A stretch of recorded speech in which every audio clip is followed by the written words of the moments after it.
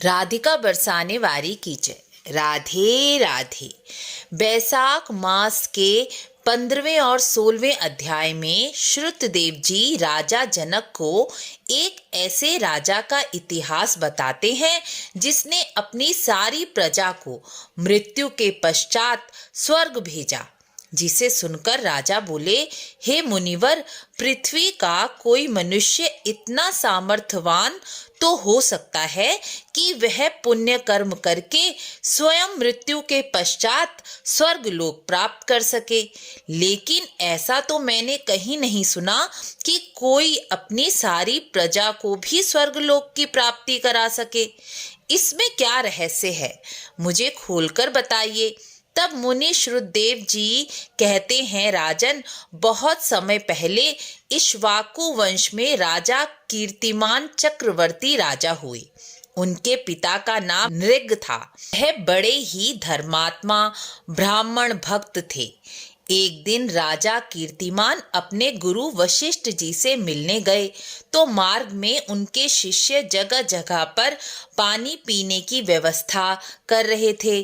पानी से भरे घड़े रख रहे थे, तो कहीं छाया के लिए छाता दान कर रहे थे, तो कहीं ठंडे फल दान कर रहे थे, तो कहीं छाछ, गन्ने का रस, बेल का रस, शरबत लोगों को दान कर रहे थे। तब राजा ने उन शिष्यों से पूछा, यह आप क्या कर रहे हैं और क्यों कर रहे हैं? तो शिष्य बोले, यह हमारे गुरुदेव की आज्ञा है। यह सब कार्य बैसाख मास में किए जाते हैं। राजा ने कहा, यह कार्य इस मास में क्यों किए जाते हैं और यह कार्य करने से क्या लाभ है? कौन से देवता यह कार्य करने से प्रसन्न हो जाते हैं? तब शिष्य बोले, हमारे गुरुदेव सब धर्मों के ज्ञाता हैं, इसलिए यह रहस्य तो गुरुदेव ही बताएंगे। राजा कीर्तिमान जब अपने गुरु वशिष्ठ जी के पास पहुंचे तब उन्होंने गुरुदेव से प्रश्न किया, गुरुदेव, मैंने मार्ग में आपके शिष्यों को धार्मिक सेवा कार्य करते हुए देखा और पूछा तो उन्होंने मुझे आपकी सेवा में आने को कहा। मेरे मन में यह जिज्ञासा है कि बैसाख मास में यह कार्य क्यों किए जाते हैं, यह जानने की बहुत इच्छा हो रही है, आप बताइए। तब गुरु वशिष्ठ जी बोले, बैसाख मास में यह धार्मिक सेवा कार्य भगवान विष्णु की प्रसन्नता के लिए किए जाते हैं। जो मनुष्य बैसाख के महीने में विष्णु जी की पूजा जल से करते हैं, उनके सभी क्लेश दूर हो जाते हैं। यहाँ जल से पूजा का अर्थ है जलदान करना।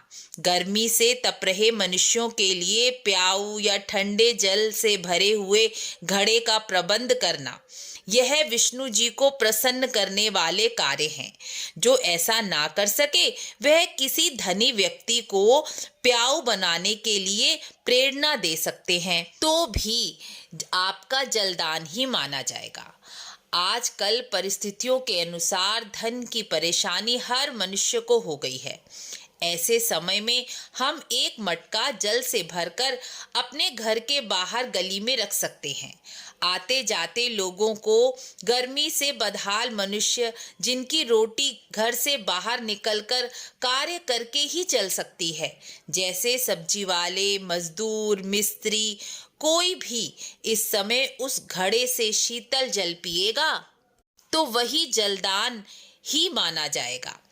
एक बार मैं आपसे फिर कहूंगी, अपने कर्म, धर्म, देश काल और परिस्थिति के अनुसार और सर्वे भवन्तु सुखिना के भाव से ही करने चाहिए।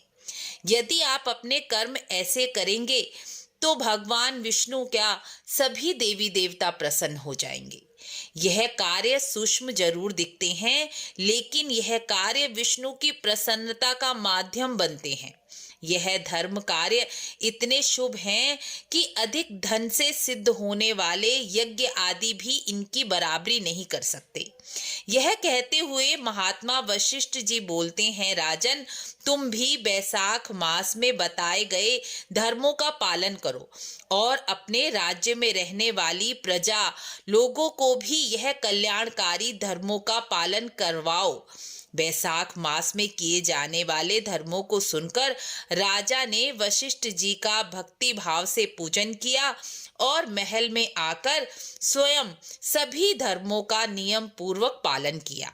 राजा भगवान विष्णु के परम भक्त थे, इसलिए उन्होंने अपने राज्य गांव में मुनादी करा दी कि जो मनुष्य 8 साल से ऊपर का है वह अपने पूरे जीवन बैसाख मास के सभी नियमों का पालन करेगा और जो ऐसा नहीं करेगा वह दंड का अधिकारी होगा और उसे कठोर दंड दिया जाएगा। पिता, पुत्र, मित्र जो कोई भी बैसाख धर्म का पालन नहीं करेगा वह चोर होगा। यह सबके लिए अनिवार्य है कि उन्हें प्रातःकाल स्नान करके ब्राह्मणों को सामर्थ्य अनुसार दान जरूर करना होगा।